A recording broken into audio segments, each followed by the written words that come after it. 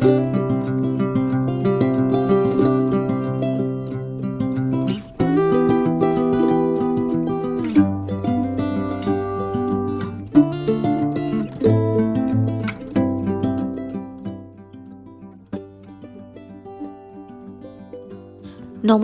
কেমন আছেন সবাই? আমি নন্দিনী আপনাদের সবাইকে আরও একবার স্বাগত জানাচ্ছি আমার চ্যানেলে আমার আরেকটা নতুন ভিডিওতে। আজ 26শে ফেব্রুয়ারি আর ঘড়িতে সময় ওই বেলা 12টা মতো বাজে। আমি, হাজব্যান্ড আর মেয়ে আজকে বেরিয়ে পড়েছি, যাবো একটুখানি ঘুরতে। রাইয়ের অ্যানুয়াল পরীক্ষা শেষ হয়ে গেছে, তো হাজব্যান্ডের সাথে হঠাৎ করেই একটু প্ল্যানিং করা যে একটুখানি আমরা ঘুরে আসি কয়েকদিন বাড়ি থেকে বাইরে, কারণ রোজের এই একঘেয়ে জীবন আর ভালো লাগছিল না। আর মেয়েটাও সারা বছর ধরে বইয়ের মধ্যে মুখ গুজে পড়তে থাকে, ওরও একটা রিল্যাক্সেশনের দরকার। তো সেই জন্য হঠাৎ করে আমরা প্ল্যান করেছি আজ আমরা একটুখানি ঘুরতে যাচ্ছি, তাই জন্যই একটুখানি হাওড়া স্টেশনের উদ্দেশ্যে আমরা চলেছি। তো দ্বিতীয় হুগলি সেতুকে পাশে রেখে গঙ্গাকে পাশে রেখে আমরা এগিয়ে চলেছি হাওড়া স্টেশনের দিকে। আর এই রাস্তাটা দিয়ে আমি যতবারই যাই আমার এই চারদিকের এই সৌন্দর্যটা কিন্তু ভীষণভাবে মন কাড়ে। কলকাতার এটা একটা অন্যরকম একটা এসেন্স। কলকাতাকে যদি আমরা পরিচয় করাই অন্য কোথাও, তো সেক্ষেত্রে যখন এই গঙ্গার পাড়, এই প্রিন্সেপ ঘাট, দ্বিতীয় হুগলি সেতু, গঙ্গার ওপারে ওই যে ছোট ছোট জাহাজগুলো, এগুলো কিন্তু একটা অন্যরকম যেন একটা ফ্রেম। কলকাতার এই দিকটা কিন্তু ভীষণভাবে মন কাড়ে, আমার শুধু একা না, আমার মনে হয় আপনারাও রিলেট করতে পারছেন, আপনাদের প্রত্যেকেরই। গঙ্গার ধারের এই জায়গাটা না যখনই আসি না কেন, বছরের যে কোনো সময়, শীতকালে তো আরও বেশি ভালো লাগে, কিন্তু বছরে যে সময়ই আসি না কেন তখনই কিন্তু ভীষণ সুন্দর লাগে। যাই হোক, কথায় কথায় চলে এসেছি হাওড়া ব্রিজ। এবার এই গঙ্গাটার পাড়টা পেরোলেই হাওড়া ব্রিজটার ওই পারেই হচ্ছে হাওড়া স্টেশন। ওখান থেকে আজ আমাদের ট্রেন জলপাইগুড়ির উদ্দেশ্যে। এই হাওড়া ব্রিজের ওপর দিয়ে যখন যাই প্রত্যেকবারেই আমি একটু নস্টালজিক হয়ে পড়ি। সে কারণ তো আমি আপনাদেরকে বলেছি, এর আগে আরও দুটো ভিডিওতে শেয়ার করেছি, সেই কথা না হয় আর এই ভিডিওতে নাই বললাম। তো যাই হোক, ধীরে ধীরে চলেছি হাওড়া স্টেশনের উদ্দেশ্যে। আমাদের ট্রেনের টাইমের এখনও বেশ খানিকটা দেরি আছে, তো দেখি কোন প্ল্যাটফর্মে দিয়েছে।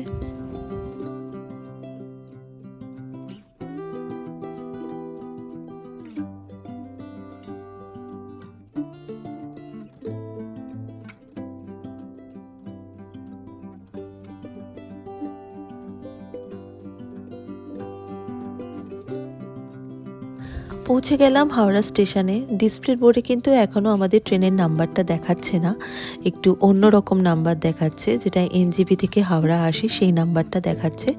আর প্ল্যাটফর্মটা কিন্তু আমি অনলাইনে আইআরসিটিসির যে অ্যাপটা সেখানে থেকে দেখলাম, সেটা আমাদের ট্রেনটা মোটামুটি 11 নম্বর থেকেই ছাড়ার কথা। তো যাই হোক, যে গাড়ির যে গার্ড এবং ড্রাইভার রয়েছেন তাদের সাথে কথা বলে কনফার্ম করে আমরা আমাদের কম্পার্টমেন্টের দিকে এগিয়ে চলেছি। আমাদের আজকে সিট ছিল হচ্ছে C1-এ। তো এটা বেশ একদম শেষের দিকে, মানে বা বলতে পারেন টুয়ার্ডস এনজেপি, একদম ইঞ্জিনের পরেই। আর এই ট্রেনটার একটা বিশেষ আকর্ষণ হচ্ছে এই ট্রেনে কিন্তু একটা ভিস্টাডোম কোচও রিসেন্টলি অ্যাড হয়েছে। তবে সেই যে ভিস্টাডোম কোচের যে রিজার্ভেশনটা সেটা কিন্তু অনলাইনে আগে থেকে করা যায় না, যেদিনকে আপনার জার্নি তার একদিন আগে থেকে সেটার রিজার্ভেশন হয়। তো আমাদের যেহেতু আগেই এখানে C1-এ আমাদের রিজার্ভেশন করা হয়ে গেছিলো, তো সেজন্য আর ভিস্টাডোমের জন্য আর আমরা নতুন করে রিজার্ভেশন করলাম না। দেখা যাক, বেটার লাক নেক্সট টাইম।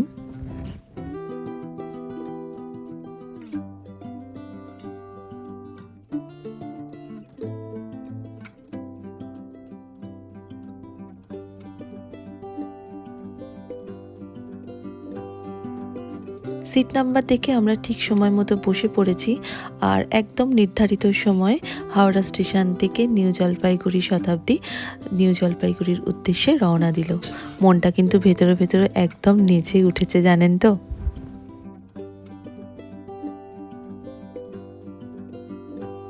ছেড়ে দেওয়ার কিছুক্ষণের মধ্যেই ট্রেন একটু একটু করে স্পিড নিচ্ছে, আমরাও যেন একটু একটু করে মনে হচ্ছে পাহাড়ের দিকে এগিয়ে চলেছি। আর ওই যে টিটি ভদ্রলোক এসে গেছেন, আমাদের টিকিটগুলো চেক করে দিলেন। আর যে এই সিটের সাথে যে কমপ্লিমেন্টারি 1 বোতল করে জলের বোতল থাকে, একজন এসে কিন্তু সেই জলের বোতলগুলো দিয়ে দিল। আর রাই একটা বাড়ি থেকে চকলেট নিয়ে গেছিলো, যে ও ট্রেনে বেশ চকলেট খেতে খেতে পিকনিক করতে করতে যাবে, আর আমিও চকলেট খুব ভালোবাসি, তো সেই জন্য একটা চকলেট খুলে একটুখানি খেতে খেতে আমরা শুরু করেছি। আর এই ট্রেনে কিন্তু খাবারটা দেয়, কিন্তু আমরা যদিও আজকে নো ফুড অ্যাভেল করেছি, তো আমরা বাড়ি থেকে নিজেরাই খাবার নিয়ে গেছি, কারণ ট্রেনের খাবার খেয়ে বহুবার অনেক প্রবলেমে পড়েছি। যাদের স্যুট করে তাদের জন্য খুবই ভালো, তবে যতটা পারি বাড়ি থেকে বানিয়ে একটু ভালোভাবে খাবার দাবার নিয়ে যাই। আর এই যে ট্রেনটা নিয়েছে স্পিড, চারদিকে আমাদের রূপসী বাংলা, চারদিকে সবুজ, দেখতে দেখতে এগিয়ে চলেছি আমরা নিউ জলপাইগুড়ির দিকে।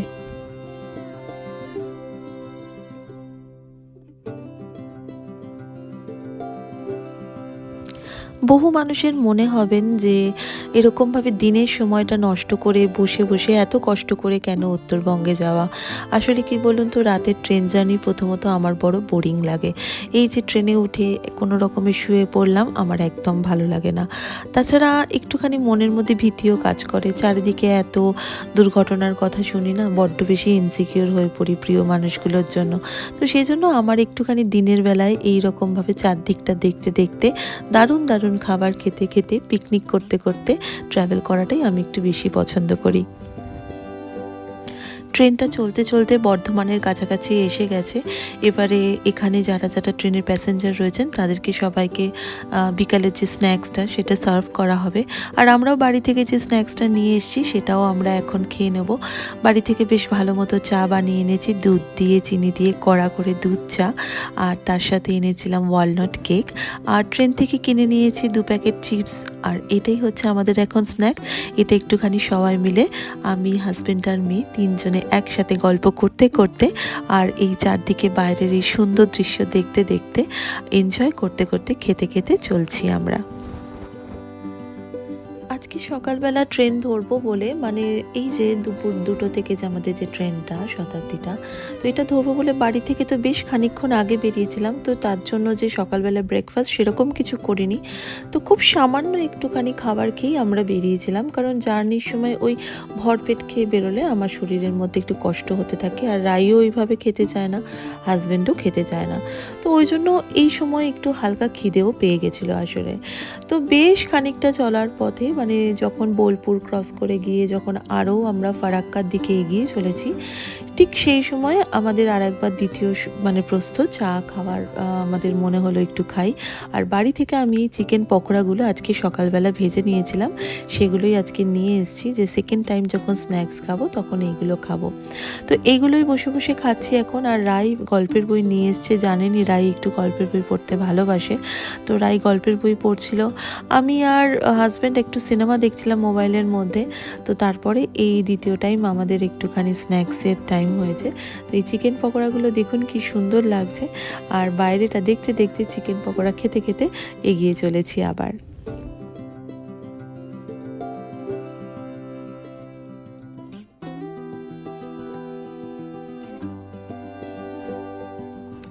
এই ট্রেন জার্নি সম্পর্কে একটা কথা বলি, যে ডিস্টেন্সগুলো আমরা মোটামুটি সকালে উঠে বিকালের মধ্যে নেমে যেতে পারি, বা দুপুরে উঠে বিকালের বা রাতের মধ্যে নেমে যেতে পারি, আমি অলওয়েজ চেষ্টা করি সেই যে যাত্রাগুলো এরকমভাবে দিনের দিনেতে করে নিতে। এতে একটা জিনিস হয় যে নিজেদের সাথে যখন যাই তখন বন্ধু বান্ধব বলুন বা ফ্যামিলির প্রিয়জন বলুন, সবার সাথে বেশ একটা গল্প করার মুড থাকে, বেশ একটা পিকনিক পিকনিক ব্যাপার থাকে, দারুণ দারুণ খাবার, জমিয়ে আড্ডা, গান, আন্তাক্ষরী খেলা। আমার কাছে এই রকম ট্রেন জার্নিটা কিন্তু অনেকটা এরকমই। এর আগে ভিডিওতে দেখে থাকবেন যে আমি আমার বন্ধুদের সাথে, মানে আমার 2 বন্ধু, তারাও আমাদের সাথে যায়। তো এবারে তো তারা আর আমাদের সঙ্গী হতে পারলো না, দুজনেরই কারোর ব্যক্তিগত কিছু সমস্যা রয়েছে, কিছু এঙ্গেজমেন্টস রয়েছে, তার জন্য তারা এবারে যেতে পারলো না। কিন্তু তারা যখনই যায় বেশ আমরা এরকমভাবে যাওয়ার চেষ্টা করি। আর কিছু কিছু দূরত্ব আছে যেগুলোতে সত্যিই দিনে দিনে কমপ্লিট করা যায় না, তো সেক্ষেত্রে তখন বাধ্য হয়েই রাতের জার্নিটা বেছে নিতে হয়।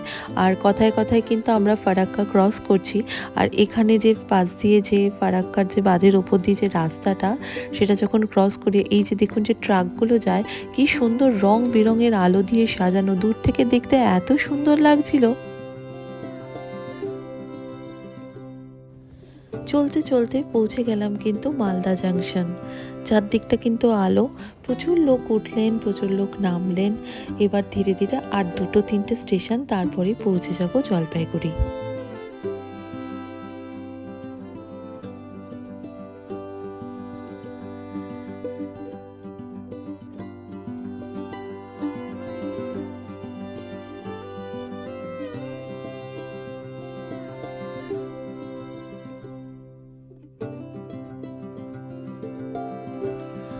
চলতে চলতে বেশ একটুখানি তন্দ্রা লেগে গেছিলো, আর এই ভিডিওটা আমার হাজব্যান্ড করেছে। তো যাই হোক, এডিট করতে যখন দেখছিলাম তখন বেশ ভালো লাগছিল। তো তারপরে বারসই, কিষানগঞ্জ সব স্টেশনগুলো পেরিয়ে ধীরে ধীরে আমাদের ট্রেন এবার ঢুকছে এনজিপি। আর মনটা না একদম নেচে উঠছে। সকালের ট্রেনেও যখন এসছি, যখন মানে রাতে হাওড়া বা শিয়ালদা থেকে উঠে যে ট্রেন এনজিপি ঢোকে সকালবেলায়, তখন কিন্তু এই যে চারদিকটা থেকে না, কিন্তু যদি কপাল ভালো থাকে তাহলে কিন্তু কাঞ্চনজঙ্ঘা দেখা যায়। এখন তো অনেকটা রাত, প্রায় 11টা বাজতে 10 মিনিট মতো বাজে। এনজিপি ঢুকছে, আমরা এনজিপিতে নামবো, তারপর আমাদের যেখানে আজকে বুকিং আছে সেইখানে যাব। তো আজকে রাতে তো আর কাঞ্চনজঙ্ঘা দেখা হলো না, যাই হোক কালকে সকাল থেকে দেখার চেষ্টা করব। মনটা কিন্তু এত আনন্দ হচ্ছে না, আমি পাহাড় বরাবর ভালোবাসি।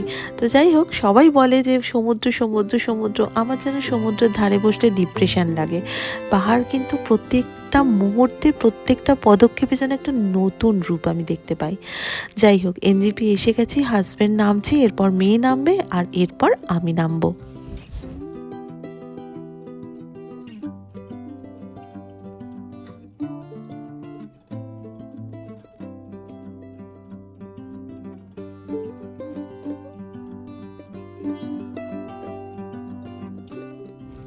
আজকের মতো শতাব্দীকে টাটা করে এবারে আমরা বেরিয়ে যাচ্ছি স্টেশনের ওই পারে, যেখান থেকে আমরা গাড়ি টাড়ি নিয়ে আর কি টিকিট কাউন্টারের দিকটা, সেদিকটায় যাব। তবে আজকে একটু অবাক হলাম, আগে আমি যখন এসছিলাম তখন কিন্তু রাতে অত গাড়িগুলো যেত না। এবারে দেখলাম রাতেও নাকি গাড়ি দার্জিলিং, শিবক রোড যাচ্ছে। আর একটা খুব ভালো জিনিস হয়েছে, বয়স্ক লোকেদের জন্য ভীষণ ভালো, এখানে চলন্ত সিঁড়ি বা এসক্যালেটারের ব্যবস্থা করে দেওয়া হয়েছে। আমরা প্রথমে এসকালেটর দিয়ে উঠে, তারপরে ওভারব্রিজটা দিয়ে হেঁটে, তারপরে আবার এখানে নেমে আসলাম। আর এই হচ্ছে স্বপ্নের এনজিপি স্টেশন, যেখানে নামলে মনটা একদম নেচে ওঠে। চারদিকটা কি সুন্দর সাজানো। এখন তো অনেকটা রাত হয়ে গেছে। তো যাই হোক, হাঁটতে হাঁটতে চলে এসেছি আজ আমাদের এই গেস্ট হাউসে। এখানেই আজকে আমরা রাত্রিটা থাকবো।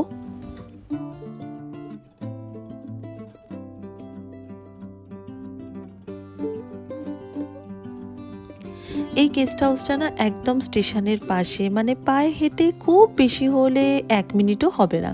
তো এই হচ্ছে আজকের জন্য আমাদের এই ঘরটা। চলুন আপনাদের ঘরটা একটুখানি ঘুরিয়ে দেখাই। ঘরটায় বেশ একটা কিং সাইজ বেড দিয়েছে, দুটো বালিশ, আমাদের আর একটা বালিশ চেয়ে নিতে হবে। একটা কুইল দিয়েছে, একটা সাইড টেবিল, এখানে ইন্টারকমের ব্যবস্থা রয়েছে। আর পুরো ঘরটা কিন্তু উডেন ফিনিশ।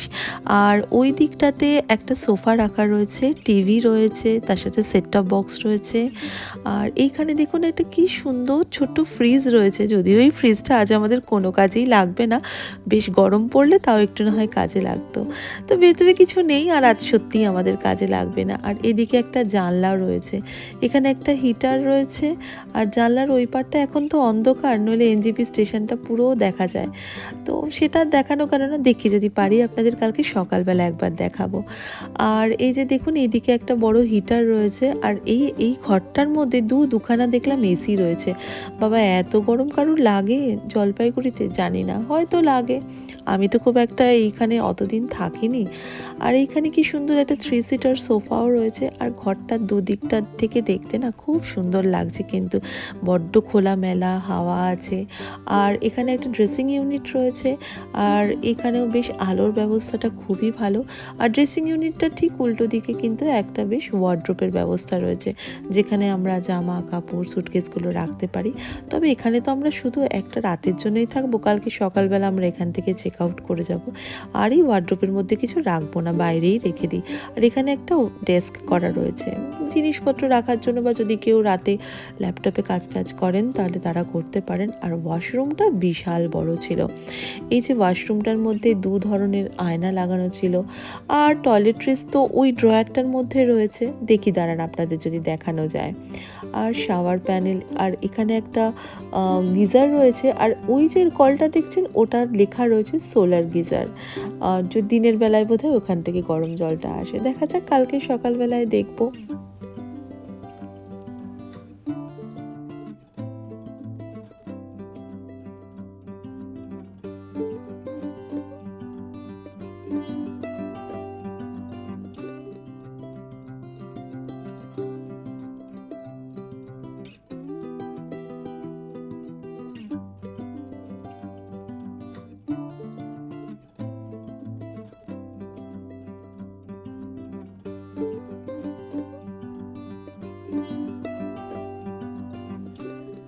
আমরা এনজিপিতে চলে এসেছি, আর আমরা এনজিপির একটা রেলওয়েজের যে অফিসার্স গেস্ট হাউস আছে সেখানেই আমাদের বুকিংটা ছিল আজকে রাতের জন্য। তো আজকে রাতে আমরা এখানেই স্টে করব, আর এই রুমটার মানে যে ট্যুরটা সেটা আমি আপনাদের সাথে শেয়ার করলাম। কালকে সকালবেলা আমরা এখান থেকে কালিম্পংয়ের উদ্দেশ্যে রওনা দেব। আর আমাদের 2:20 ছিল না ট্রেনটা, তো শতাব্দী আমাদের 2:20 ছেড়েছে, 2:25 ছিল হাওড়া থেকে। আর মানে একদম ডট 10:50 এনজিপিতে ল্যান্ড করেছে। তো কোনো রকম রাস্তায় একটুখানি 1-1.5 ঘন্টা মতো লেট করেছিল, কিন্তু সেটা মেক আপ করে দিয়েছে। তো এইবার আমরা একটু ফ্রেশ হব আর ডিনারটা করব। আমরা অ্যাকচুয়ালি ট্রেনেই ডিনার করার কথা, কিন্তু ডিনার আর করে আমাদের খিদে পায়নি। এখানে মাইক্রোওয়েভও রয়েছে, সব কিছু রয়েছে, একটু খাবারটার বাড়ি থেকে আনা, সেটাই গরম করব, করে আমরা খেয়ে এবার রাতে রেস্ট নেব। কাল সকালবেলা এখান থেকে আমরা কালিম্পং উদ্দেশ্যে রওনা হব। কালিম্পংয়ে কিরকম ভাবে ঘুরছি না ঘুরছি সেটার জন্য অবশ্যই আগামী ভিডিওগুলো দেখবেন। আর আজকের ভিডিওটা আমি এখানেই শেষ করছি। যদি আমার ভিডিওটা ভালো লাগে তাহলে প্লিজ আমার চ্যানেলটাকে সাবস্ক্রাইব করবেন আর আপনাদের ফ্রেন্ডস এন্ড ফ্যামিলির সাথে শেয়ার করবেন। দেখা হবে আপনাদের সাথে নেক্সট ব্লগে, আরো একটা দিনের গল্প আনবো। আজকের মতো বিদায় নিচ্ছি, দেখা হবে নেক্সট ব্লগে। ততক্ষণের জন্য সবাই খুব ভালো থাকবেন, নিজের যত্ন নেবেন। Take care.